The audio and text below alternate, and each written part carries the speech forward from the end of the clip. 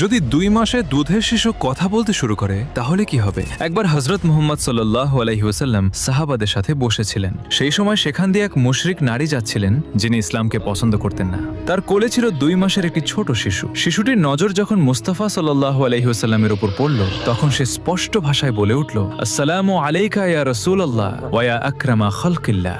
মা যখন শুনলেন তার দুধের শিশু কথা বলছে, তখন তিনি বিস্মিত হয়ে গেলেন। তিনি জিজ্ঞেস করলেন, বাবা, তোমাকে কথা বলা কে শিখিয়েছে, আর তুমি কিভাবে জানলে যে ইনি আল্লাহর রাসূল? তখন শিশুটি উত্তর দিলে, মা, আমাকে সেই আল্লাহ কথা বলা শিখিয়েছেন যিনি সমস্ত মানুষকে শিক্ষা দিয়েছেন। আর মা, দেখো, আমার মাথার উপর হযরত জিবরাইল আলাইহিস সালাম দাঁড়িয়ে আছেন। তিনি আমাকে বলছেন যে ইনি আল্লাহর রাসূল। মা যখন এই মুজিজা দেখলেন, তখন তিনি সঙ্গে সঙ্গে কালেমা পড়ে মুসলমান হয়ে গেলেন এবং ইসলামে দাখিল হলেন। যদি 2 মাসে দুধের শিশু কথা বলতে শুরু করে তাহলে কি হবে? একবার হযরত মুহাম্মদ সাল্লাল্লাহু আলাইহি ওয়াসাল্লাম সাহাবাদের সাথে বসেছিলেন। সেই সময়